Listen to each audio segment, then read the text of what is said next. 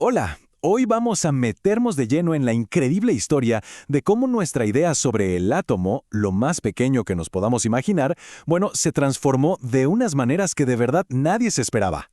A ver, ¿cómo pasamos de pensar en el átomo como una simple esfera sólida a esta extraña nube de probabilidad? El viaje para responder esa pregunta, créame, lo cambia todo. Así que, empecemos. Todo arranca a principios del siglo XIX con un hombre, John Dalton. Él fue quien tomó la idea del átomo, que hasta ese momento era más bien filosofía, pura especulación, y la aterrizó. La convirtió en ciencia de verdad, basada en experimentos. Dalton propuso unas reglas muy claras. Dijo, los átomos son bolitas que no se pueden dividir. Los de un mismo elemento son todos iguales entre sí, y se combinan en proporciones simples para formar todo lo que conocemos. ¿Y saben qué? Funcionaba. Con esta idea, de repente toda la química de su época tenía sentido. El átomo era eso, una pequeña esfera sólida, el ladrillo fundamental de la materia.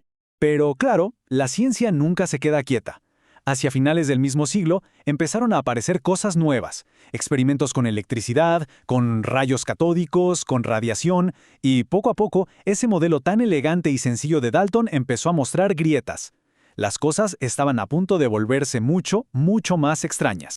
Y la primera idea que se vino abajo fue esta, la de que el átomo era uniforme, una masa sólida y ya. Pues no. Nuevos descubrimientos revelaron que tenía una estructura por dentro, con cargas positivas y negativas. De repente, la simple esferita sólida ya no era tan simple. Y después, ¡pum!, cayó otro pilar fundamental. El descubrimiento del electrón demostró que el átomo, de hecho, sí se podía dividir. Tenía partículas todavía más pequeñas dentro, lo que iba directamente en contra de esa idea central de Dalton de un átomo indivisible. Y el golpe final vino con el trabajo de Marie Curie sobre la radioactividad.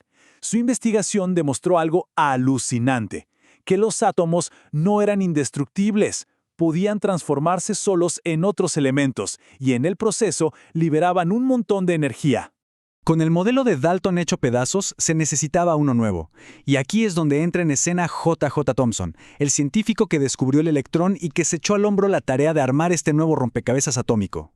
Y así nació el famoso modelo del budín de pasas. Imagínense una esfera de carga positiva, como la masa del budín, y dentro, incrustados, los electrones con carga negativa, como si fueran pasas. Fue un avance importantísimo.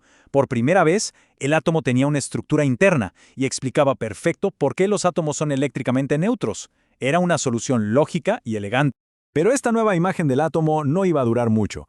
Ahora llegamos al que quizás es el experimento más espectacular de toda esta historia, uno que iba a destrozar por completo el modelo del budín de pasas y que fue liderado por Ernest Rutherford. Miren, el experimento en teoría era simple.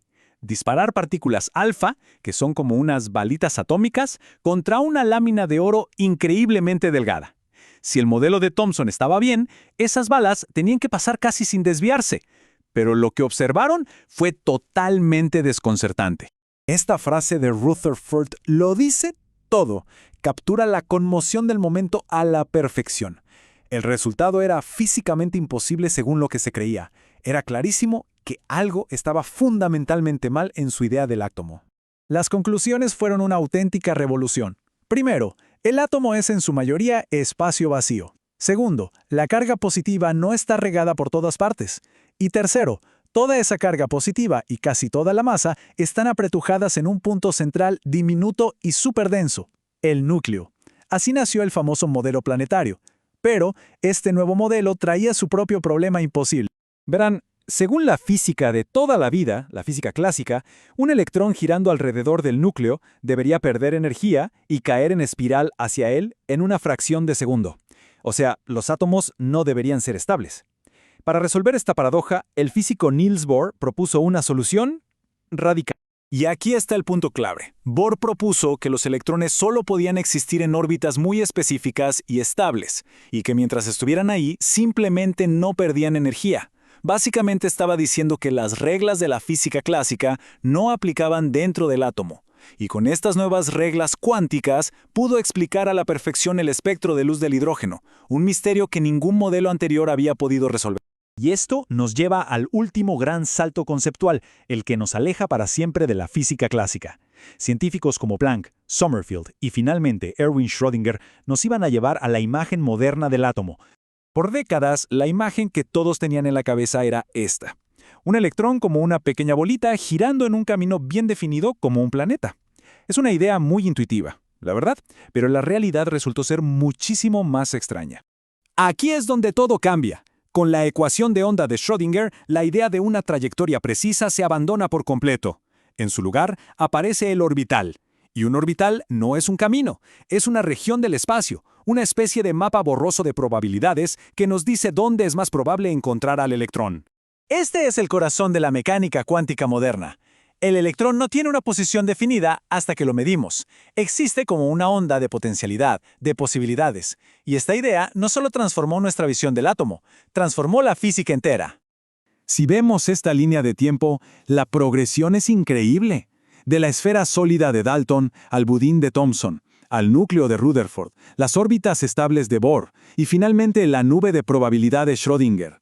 Cada paso se construyó sobre el anterior, pero también tuvo que derribar ideas viejas para poder avanzar. Es una historia perfecta de cómo funciona la ciencia. Toda esta historia nos enseña que la ciencia es un proceso de refinamiento constante. Los modelos que hoy consideramos correctos son solo los que mejor explican la evidencia que tenemos ahora. Y esto nos deja con una pregunta fascinante. ¿Qué descubrimientos futuros harán que nuestras ideas de hoy parezcan tan pintorescas como la idea de una simple esfera sólida e indivisible?